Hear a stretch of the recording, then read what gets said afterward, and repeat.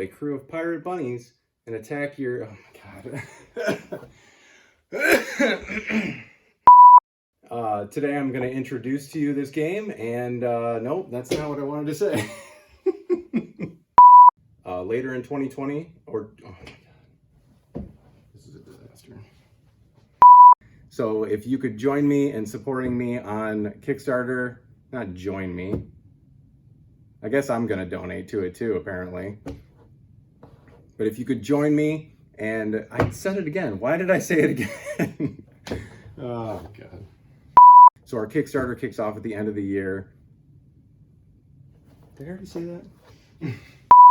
Now, after this, we're going to do a quick tutorial so everybody knows how to play and everybody can... What am I trying to say?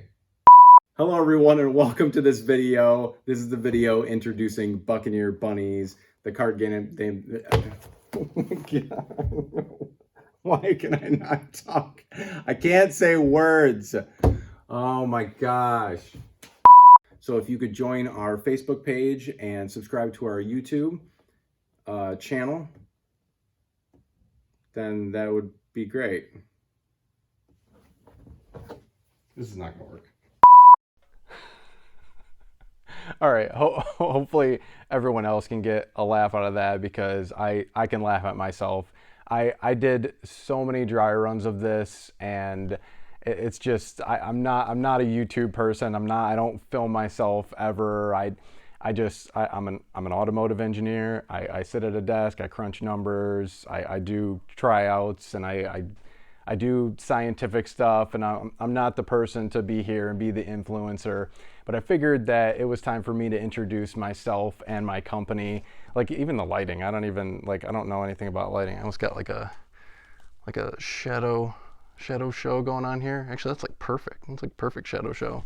I bought this light at Home Depot, so it's not like an official stage lighting or anything, but I figure it's good enough to do this. I don't even know if that even helps. I got pretty good lighting down here, but anyways, I wanted to introduce myself and my company. My name is Justin, and I started Foreshadow Games in January officially. I started it in May as of submitting the LLC and everything, but myself, I started this thing from scratch. I did it by myself. I started Adobe Illustrator. I bought it. I learned how to use it.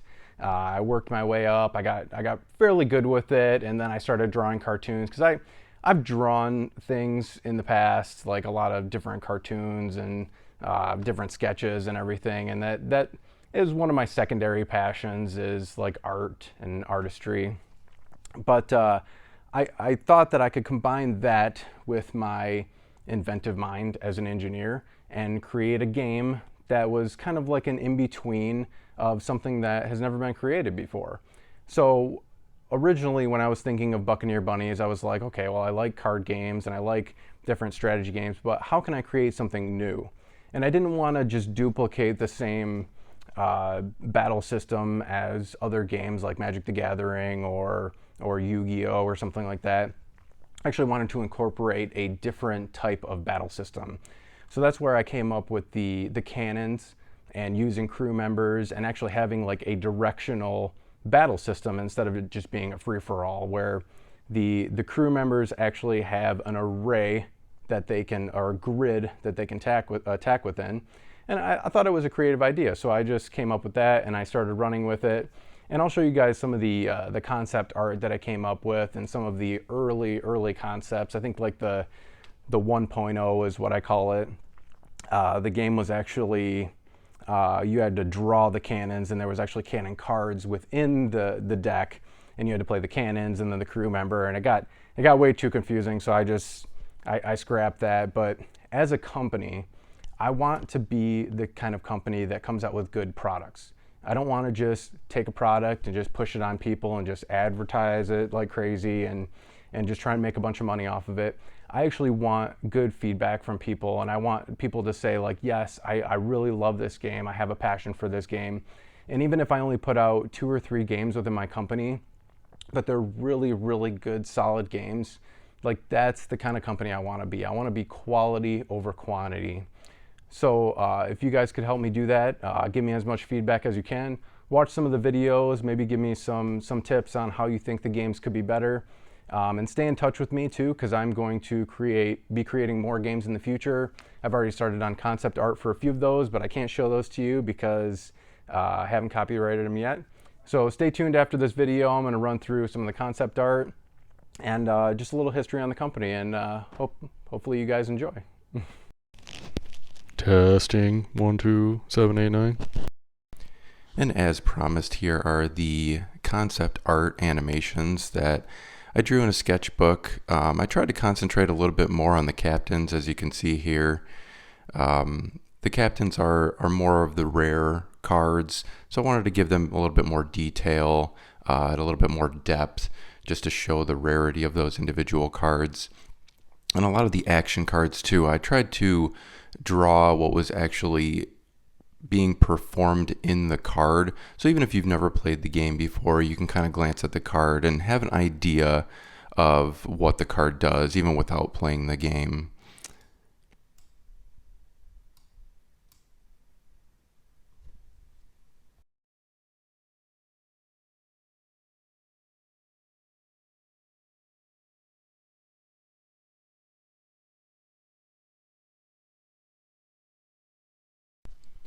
As you can see, there was a lot of work that went into all the individual animations, creating the characters, coming up with the designs, and coming up with each unique character and making it fit their role in the game.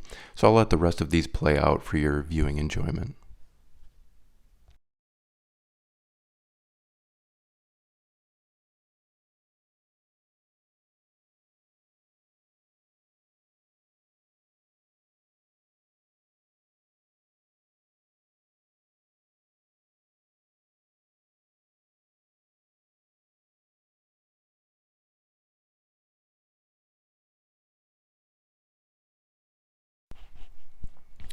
So as you can see here, these are the prototypes, like the pre-prototypes, where I just went into Microsoft PowerPoint and just cut out different shapes and made bunnies. And as you can see on these, the when flipped, when destroyed abilities are not color coded.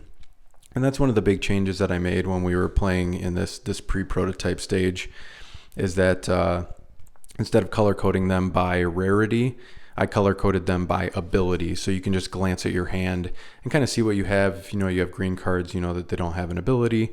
And if you have blue cards, you know that they're when destroyed abilities. And if you have purple cards, they're when flipped abilities. And it kind of helped the flow of the game a little bit. So here we have the captains. Originally we had 6 captains also, which is how many captains are in the current game. But as you can see, some of the names have changed a little bit. Anne Bunny was a play on Anne Bonnet, which is, I think, how you pronounce it. She was a pirate in real life, and I figure it's only one letter off from Bunny, so I put that in there. But after I did the animation on Grace of the West, the name Grace of the West just popped into my head, and it kind of goes along with the lore also. So that name just stuck, and I couldn't keep that name anymore, so Anne Bunny had to go. Some of the other ones are the same as in the current game, which are Kabunny McTurna, Missy Maelstrom, and Jeff. But Beardy Beardface obviously was just a placeholder. I knew he was going to have a beard, so I just threw that name on there for now. But obviously his name in the game is Harry Lordbeard. And then we have Leroy Swashbuckle, which I changed his name for obvious reasons, hopefully obvious reasons. Because his new name kind of goes along with what he looks like, so hopefully people can figure that out. And then Jeff, I actually changed the ability on Jeff multiple times. He was way overpowered at 8 cards. So I think in the version 1 of the prototypes, which actually I think is in the videos, it's 7 cards. And then if you play it towards the end of the game, it's still just way too overpowered. So in the final production of the game, it's going to be 5 cards, because you could just load your hand up with a bunch of parlays and mutinies and ARG cards and basically just run the table on the game. So here are a few cards that either got their name changed or ability changed or just weren't included in the game at all. Boomerang, when flipped, return a crew member from the discard pile to your hand. It's very similar to Bard, where you return one to your ship instead of to your hand. So I figured there was already another similar crew member, so I didn't bother adding Boomerang into the game. Tinkerer, when destroyed, destroy all special cannons. Like I said earlier in this video, the game used to be you had to actually draw the cannons and play the cannons, and it was too complex. And there's actually 3 cannons in the game. There's a spring cannon, shield cannon, and auto cannon. And those cannons actually used to be special cannons instead of rally or demoralize cards. So I completely got rid of playing the cannons, and now the cannons are static in the game before you even start playing. And also the special cannons just became rally cards because it became a little bit too complex again. So a lot of this was simplifying and getting rid of cards and just getting rid of redundancies and just making sure everything flowed well. Clumsy, when flipped, you must move a crew member. This one is indecisive, except for I removed the must.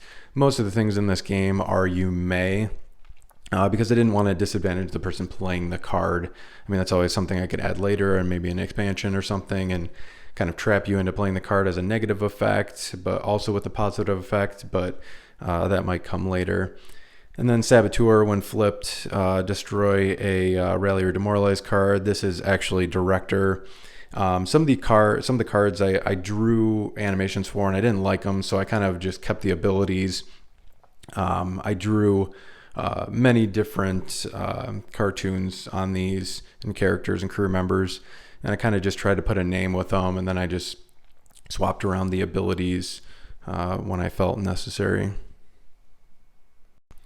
So here's a couple other cards too. Adrenaline used to be once it attacks, return it to your hand, and I was thinking originally that was going to be a disadvantage, but that's actually a plus, and it made this card way too overpowered.